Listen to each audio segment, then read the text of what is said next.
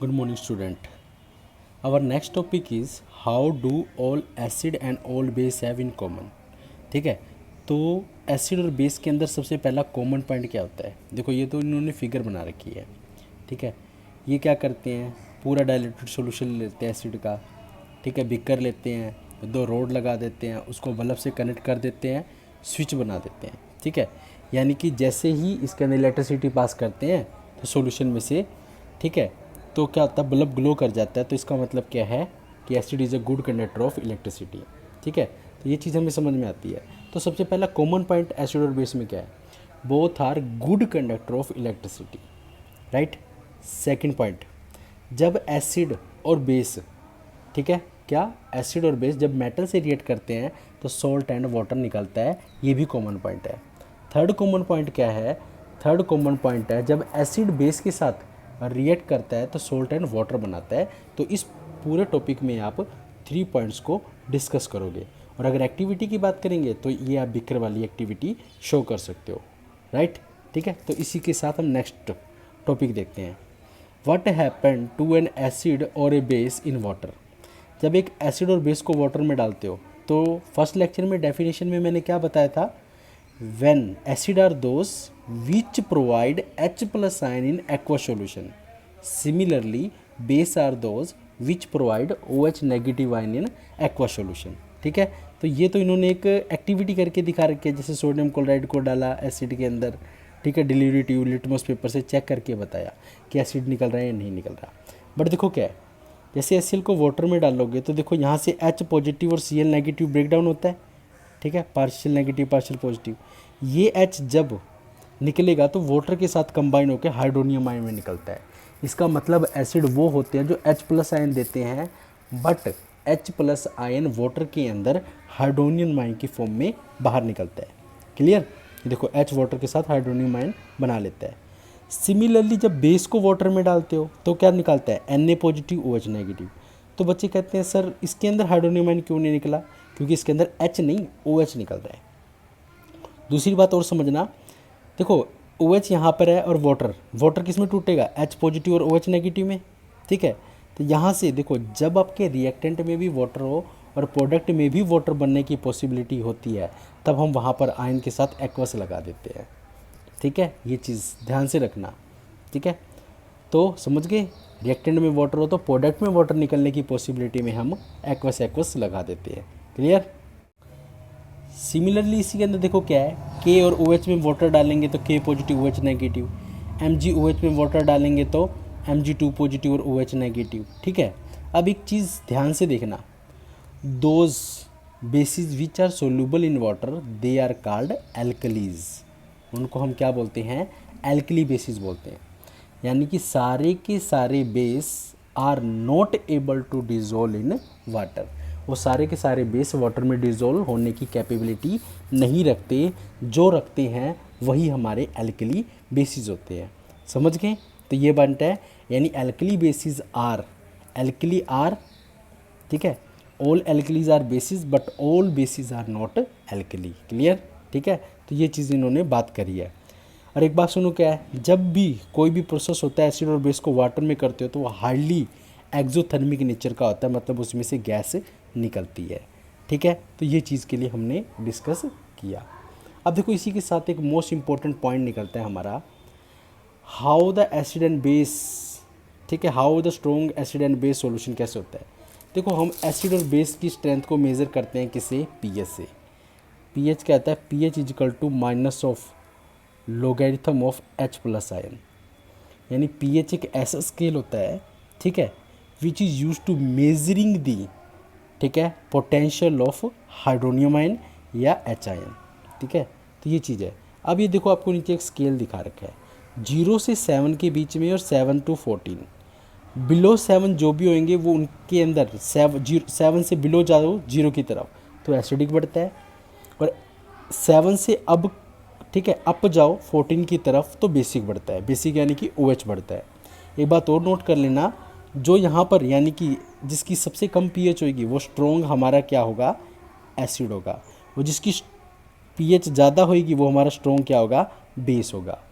एक बात और याद रखना, जो हमारा स्ट्रॉन्ग एसिड होता है वो हमारा वीक बेस भी होता है, और जो हमारा स्ट्रॉन्ग बेस होता है वो वीक एसिड भी होता है, याद रखना। यानी अगर मैं बात करूँ HCl is a strong acid, then we can say that it is also a weak base. Similarly NaOH is a strong base, then it is also a weak acid. Clear हो गया? पीएच रेंज में हम कैसे बता देंगे इनकी values. देखो अब एक स्केल दे रखा है, आपको कुछ वैल्यूज़ देख लेना, जैसे गैस्ट्रिक जूस की वैल्यू, ठीक है, अप्रोक्सीमेट पीएच 1.2 होती है, लेमन जूस की 2.2 होती है, प्योर वाटर ब्लड जो हमारी बॉडी में होता है, ठीक है, वो 7.4 होता है, और प्योर वाटर की कितनी होती है? 7 होती है। मिल्क ऑफ मैग्नीशिया यानी कि MgOH ट्वाइस, ठीक है, मैग्नीशियम हाइड्रोक्साइड की कितनी होती है? 10, और NaOH की कितनी होती है? 14। ये कुछ बेसिक्स आप याद रख सकते हो पीएच। अब बात आती है importance of pH in our daily life. देखो प्लांट्स और जो एनिमल होते हैं सारे वो पीएच के अलावा बहुत ही सेंसिटिव होते हैं, और जो एक इंसान की बॉडी होती है वो बेसिक मीडियम में काम करती है 7.0 टू 7.8, ठीक है। अब क्या बात आ गई, अगर कोई भी लिविंग बॉडी, ठीक है, जो वाटर पिए, ठीक है, और उस वाटर की पीएच 5.6 से लेस हो तो वो एसिड रेन होता है। और वही एसिड रेन जब वाटर या रिवर, ठीक है, वाटर, वही एसिड जब रिवर के अंदर क्या करेगा? गिरेगा और फ्लो करेगा, और उसको कोई भी एक्वेटिक एनिमल पिएंगे तो उनको सर्वाइवल में दिक्कत आती है क्योंकि एसिड के ज़्यादा हो गया, ठीक है। इसी तरह इसका नेक्स्ट पॉइंट क्या बनता है? नेक्स्ट पॉइंट हम ये बात और बोल देते हैं इसके अंदर कि पीएच इन अवर सॉइल। देखो सॉइल दो तरीके की होती है, एक एसिडिक पीएच होगी और एक बेसिक पीएच होगी। एसिडिक पीएच के अंदर हम एसिडिक एसिड के अंदर हम क्या मिलाते हैं? बेस, ताकि वो न्यूट्रल हो जाए। तो उसके अंदर हम क्या मिलाएंगे? एसिडिक पीएच के अंदर हम मिलाएंगे बेस यानी कि मेटल ऑक्साइड, और मेटल ऑक्साइड के लिए हम क्या मिला सकते हैं? क्विकलाइम यानी कि कैल्शियम ऑक्साइड मिला सकते हैं। कभी आप देखोगे कुछ खेतों में वाइट वाइट से नज़र आते हैं, तो इसका मतलब वो कौन से खेत होते हैं? वो एसिडिक खेत होते हैं, उनके ऊपर बेसिक सब्सटेंस डाला होता है। क्लियर है? इसी तरह फिर क्या आता है, कुछ एसिडिक होते हैं तो बेसिक डाला होता है, कुछ बेसिक होते हैं तो उनके ऊपर एसिडिक का छिड़काव किया जाता है, ठीक है। नेक्स्ट टॉपिक है हमारा पीएच इन अवर डाइजेस्टिव सिस्टम। देखो हम सबको पता है कि हमारे स्टमक के अंदर HCl होता है, और वो फूड को डाइजेशन करने में हेल्प करता है बिना किसी हार्मफुल के। बट कभी कभी ऐसा होता है कि हमारी बॉडी में इनडाइजेशन हो जाए। इनडाइजेशन मान लो हम क्या आता है, इसको समझने की कोशिश करना। डेली आप खाना खा रहे हो, मान लो 4 to 5 चपातीस, पता आप मान लो किसी मैरिज में जाते हो, मैरिज में आपने कुछ एक्स्ट्रा खाना खा लिया। एक्स्ट्रा खाना खाने की वजह से देखो क्या होता है, हमारी बॉडी को क्या आदत है? उस 4 to 5 चपाती के अलोंग HCl बॉडी से रिलीज़ करने की। बट उस दिन क्या हो गया, हमने हैवी खाना खा लिया। हैवी खाना खाने की वजह से क्या होगा कि HCl तो बॉडी ने उतना ही रिलीज़ किया जितना डेली करता है, बट उस दिन क्या हुआ? इनडाइजेशन होगी। तो इनडाइजेशन की वजह से क्या होएगा, फिर बॉडी दोबारा, यानी कि खाना पचा नहीं तो बॉडी क्या करेगी? दोबारा अगेन लार्ज अमाउंट में HCl सीक्रेट करेगी, और जिसकी वजह से क्या होएगा, वो फूड तो डाइजेस्ट हो जाएगा, बट एक्सेस HCl रिलीज होने की वजह से बॉडी में पेन और इरिटेशन होने लग जाती है। अब इस पेन और इरिटेशन की वजह से एसिडिटी बनती है, और एसिडिटी को न्यूट्रलाइज करने के लिए हम बच्चे कहते हैं इनो तो पीते हो, बात सही है, बट आपके सिलेबस में क्या दिया हुआ है? मिल्क ऑफ मैग्नीज का यूज़ करते हैं, ठीक है, या मिल्ड बेस का यूज़ कर लेते हैं, जो एक एंट एसिड, याद रखना एंट एसिड, एंट मतलब एंटी, जो एसिड के एंटी होते हैं वो बेस होते हैं, यानी कि हम एक तरीके से बेस यूज़ करेंगे, ठीक है, ताकि उसको वो न्यूट्रलाइज कर ले। क्लियर है? ठीक है, तो आगे देखो pH change as cause of tooth decay. अब टूथ डीके, देखो टूथ डीके का क्या है, मैंने आपको बोला था कि हमारा जो माउथ या हम जब 5.6 पीएच से लेस यूज़ करते हैं तो एसिडिक होता है, वो हमारी बॉडी के लिए सूटेबल नहीं होता। इसी तरह जो हमारे माउथ का पीएच अगर 5.5 से लेस हो जाए तो उस केस में क्या होता है, वो एसिडिक हो जाता है, ठीक है। तो हम सबको पता है जो हमारी बॉडी का सबसे स्ट्रॉन्गेस्ट पार्ट वो होता है एनिमल। एनिमल क्या होता है हमारा? कैल्शियम फॉस्फेट से बना होता है, ठीक है, और जो वाटर में डिज़ोल्व नहीं होता, तो जिसकी वजह से क्या होता है, अब एसिडिक पीएच है तो क्या करेगा, उस एनिमल को क्या कर देगा? कोरोज कर देगा, ठीक है। ये देखो कोरोज हो गया क्योंकि पीएच क्या हमारी 5.5 से लेस, और जो बैक्टीरिया हमारे माउथ में, ठीक है, माउथ में कहाँ, सलाइवा में प्रेजेंट होते हैं, वो क्या करेंगे, वो एसिड प्रोड्यूस करेंगे। और वो एसिड किस काम आता है, डिग्रेडेशन ऑफ फूड पार्टिकल या शुगर बोल दो, ठीक है, इनको कर दिया उसने ईटिंग के बाद। बट क्या होता है, अब जैसे ही वो सिक्रेशन करेंगे ताकि जो हमारे खान में दांतों के अंदर खाना फंसा है वो तो डिग्रेड हो जाता है, बट जो हमारे वाइट टीथ होते हैं वो येलो में कन्वर्ट हो जाते हैं। और उस येलोइश को रिमूव करने के लिए हम टूथपेस्ट का यूज़ करते हैं, ठीक है। टूथपेस्ट, वो भी टूथपेस्ट भी क्या होता है, जनरली बेसिक होते हैं, समझ गए, फॉर क्लीनिंग दी टूथ, और वो न्यूट्रलाइज हो जाते हैं और हमारे वाइट दांत हो जाते हैं। क्लियर, ये चीज़ होगी।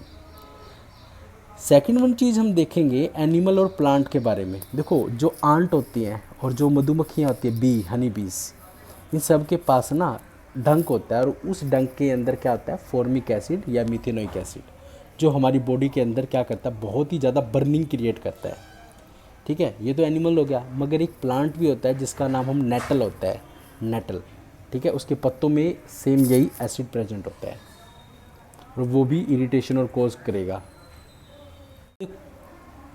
अब देखो ये टेबल मोस्ट इंपॉर्टेंट टेबल है।